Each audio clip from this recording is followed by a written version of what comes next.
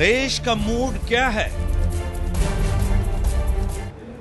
देश का मूड क्या कह रहा है? जी हां, एबीपी न्यूज नीलसन सर्वे क्या कह रहा है? 4 राज्यों में बड़ी बातें, दिल्ली, महाराष्ट्र, बिहार और यूपी। बड़ी बातें सर्वे की आपको बता दें, दिल्ली, महाराष्ट्र, बिहार और यूपी में कांग्रेस को हो रहा है बड़ा नुकसान इन चारों राज्यों में। जबकि बीजेपी सबसे बड़ी पार्टी के रूप में उभरती हुई दिखाई दे रही है। एनडीए सबसे बड़ा गठबंधन बनकर उभर रहा है। दिल्ली में बीजेपी को 5 सीटें मिलने का अनुमान है और यूपी में समाजवादी पार्टी को 24 सीटें मिलने का अनुमान हमारे सर्वे के मुताबिक। इतना ही नहीं, महाराष्ट्र और बिहार में बीजेपी गठबंधन को भारी बढ़त मिलती हुई दिखाई दे रही है। अगर आज की स्थिति में लोकसभा चुनाव हुए तो 4 राज्यों में कुछ इस तरह का है जनता का मूड।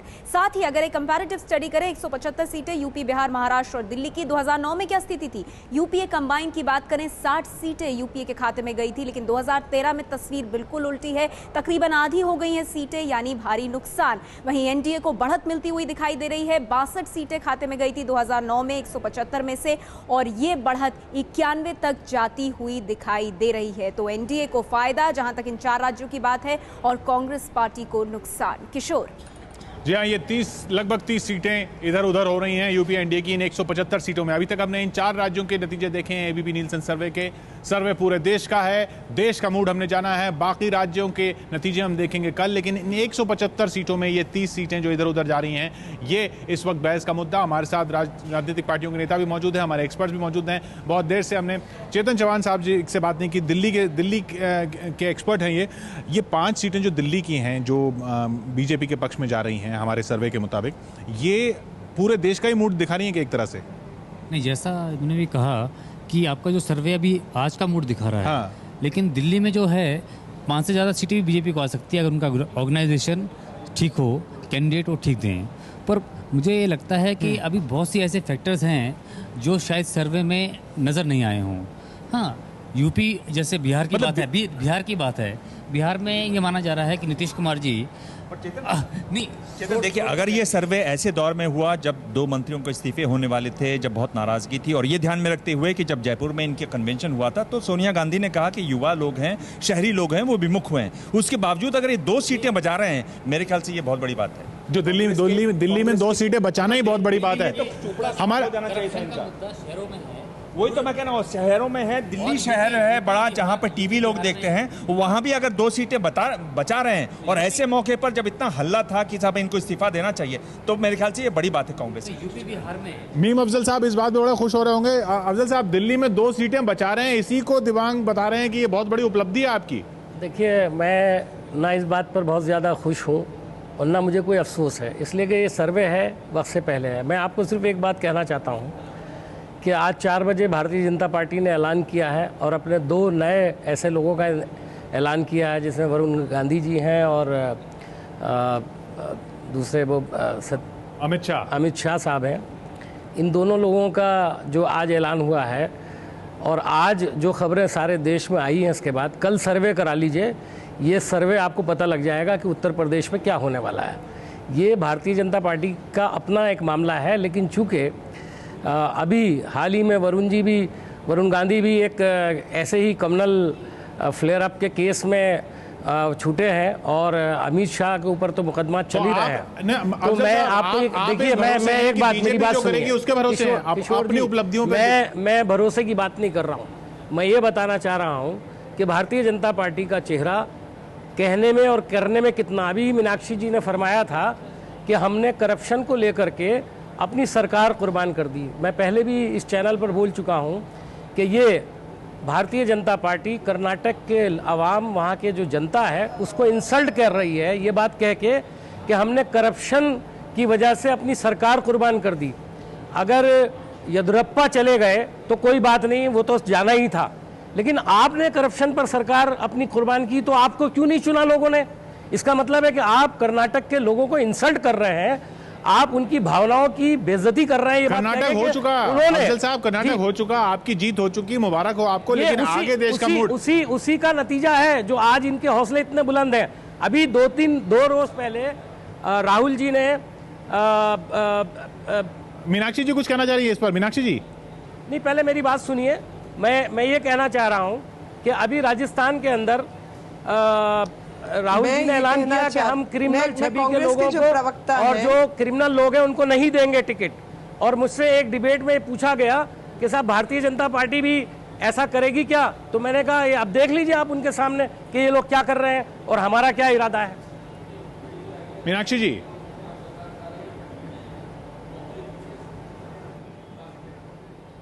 मैं इसका जवाब जरूर देना चाहूंगी कि अगर राहुल जी अपनी बात पे पूरे उतरे तो उनको ही अपने लोगों को सबसे पहले हटाना होगा, जिसमें प्रधानमंत्री पद से लेकर 9 ऐसे मंत्री हैं जिन्होंने कोयला घोटाले में सीधा सीधा फायदा उठाया है, तो सबसे पहले उनको हटाएं। आंध्र प्रदेश के अंदर 6 ऐसे मंत्री हैं गृह मंत्री को मिलाकर जिनके ऊपर सीबीआई केसेस बने हुए हैं, वो आज तक टिके हुए हैं। अगर भ्रष्टाचार के खिलाफ कांग्रेस ने ये ले लिया मुद्दा कि आप जरा मेरे को अरे छोड़िए, अब कत्ल के तो मैं आपको बता आपने टिप्पणी की बात की, आपको मैं अदालत ने क्या टिप्पणी की और कैसी फटकार लगाई? मोदी जी की सरकार को कितनी बार अदालत फटकार लगा चुकी है, कोई असर है आप लोगों पर? उत्तर प्रदेश के अंदर 85 एनकाउंटर हुए हैं, 85 एनकाउंटर हुए हैं, जिस समय गुजरात के अंदर 8 हुए हैं। जम्मू और कश्मीर, आंध्र प्रदेश मतलब है कि आपको 8 एनकाउंटर करने की इजाजत है।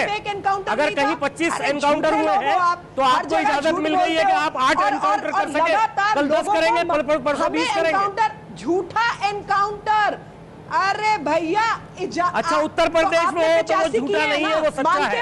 अगर गुजरात में हो तो सब चीज आपके हिसाब से मानते हो 65 किए, जम्मू कश्मीर आंध्र प्रदेश के अंदर 72, अरे सब झूठे हैं सिवाय कांग्रेस के। अरे 8 सच्चे हो सकते, 85 सच्चे नहीं हो सकते, 72-78 सच्चे नहीं हो सकते, ये अंदाजा लगाइए। तो और इसी विषय को मैं आज जनता के सामने उठाना चाहती हूँ कि जहां पर 67 करोड़ रुपया पकड़ा गया बफर्स में, वो छूट गए।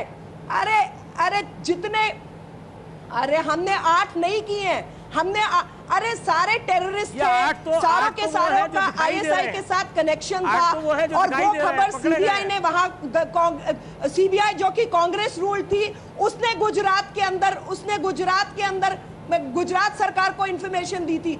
जब ये केस खुलेगा ना तो बहुत और कालक आपके मुंह पर पुतने वाली है। अभी तो हाथ खोलने में काले हुए, एनकाउंटर पे बहस न करें, हाथ काले होंगे और आपको दिखाई देगा। मुद्दा बहस का एनकाउंटर नहीं है, चलते हैं। किस तरीके से भदौरिया साहब सुन रहे हैं आप? किस तरीके से लगातार लॉ एंड ऑर्डर, भारत की सुरक्षा, आंतरिक सुरक्षा, बाह्य सुरक्षा, सबको आप कॉम्प्रोमाइज करेंगे और आप सोचेंगे देश की जनता आपके साथ खड़ी रहेगी। कतई नहीं। आप 1 या 2 बार अपने पैसे सलीम साहब कुछ पूछना चाह रहे हैं। मीनाक्षी जी सलीम साहब कुछ पूछ रहे हैं। जी सलीम साहब।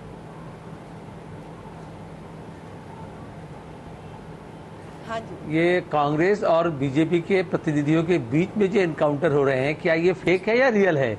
जनता तो ये समझ रही है उनके नीति में कोई विरोध नहीं है, सिर्फ नेता के चेहरा लेकर विरोध है। तो ये एनकाउंटर तो लग रहा है फेक हो रहा है टेलीविजन चैनल में। ये क्या बहस केवल इन्हीं यूपीए एनडीए के बीच में है कि और लोगों के लिए भी बहस खुली हुई है? जी भदौरिया साहब, आप ही के लिए।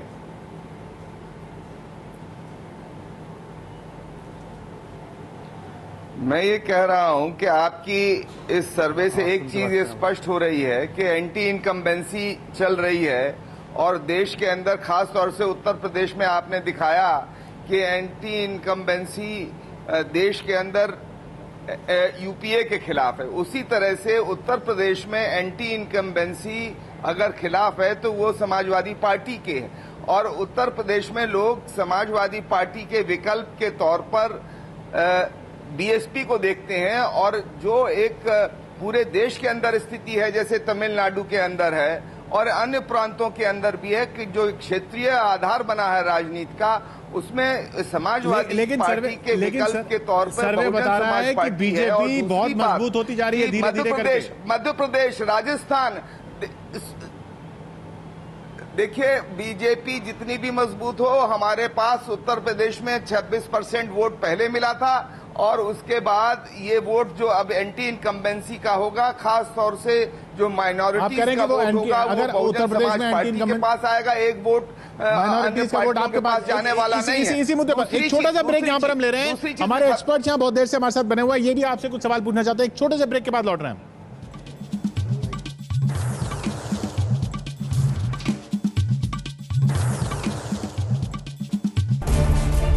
देश का मूड क्या है?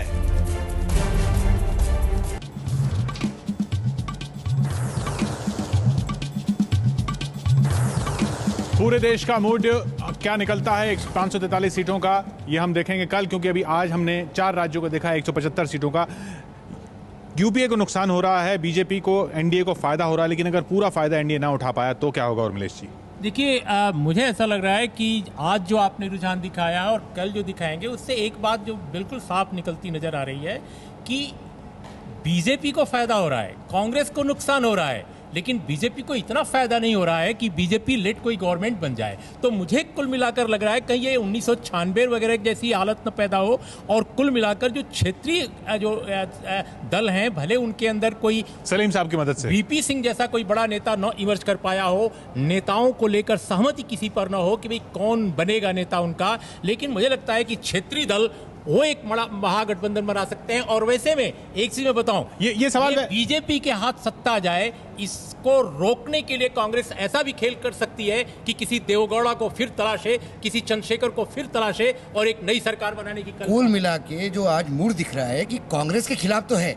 लेकिन जो फायदा आप दिखा रहे हो बीजेपी को, वो समझ के परे है। वो नहीं लगता कि बीजेपी इतना फायदा उठा देगी जो कांग्रेस खो रही है, वो बीजेपी के पाले में जाएगा, ये आपको नहीं कह सकते। देखिए, मैं भी ये मानता हूँ कि जिस तरह से बीजेपी की इतनी आसान जीत नहीं है, और जब बल्कि हो सकता है कि नीतीश कुमार, नवीन पटनायक, जयललिता, ऐसे कितने कैंडिडेट्स हैं, और इसलिए एक बार फिर से 1 साल की सरकार, इसलिए कांग्रेस के कई नेता शायद अभी से हार मान करके, शायद आपका सर्वे देखकर और भी कन्विंस हो जाएं और कोशिश करें कि भाई इसके बाद जल्दी 2 साल बाद फिर चुनाव हो, और वो यदि नवंबर में छत्तीसगढ़ और जो राज्यों में चुनाव है उनके साथ ही लोकसभा का चुनाव करवाने की कोशिश भी कर सकते। यानी फायदा होने के बावजूद मुश्किल अभी एनडीए की बनी हुई है। देखिए, नाराजगी जो है वो कांग्रेस के खिलाफ है, लेकिन एनडीए बनाना इतना आसान नहीं है, एनडीए का एक्सपेंशन इतना आसान नहीं है।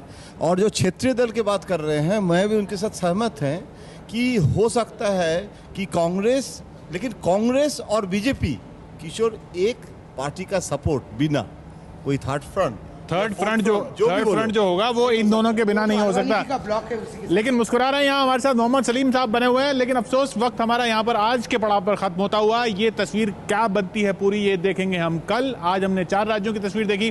बहुत बहुत शुक्रिया आपका अमीम अफजल साहब, मीनाक्षी जी, मोहम्मद सलीम साहब और सुदीन दुर्वेश जी हमारे साथ जुड़ने के लिए। कल पूरा सर्वे जरूर देखिएगा। 543 सीटों में क्या होता है, क्या यूपीए बचा पाएगी सरकार या एनडीए बाजी मार ले जाएगी, या फिर कोई खिचड़ी बनने वाली है। हाजमा खराब हो तो खिचड़ी ही खाई जाती है। कल मिलते हैं।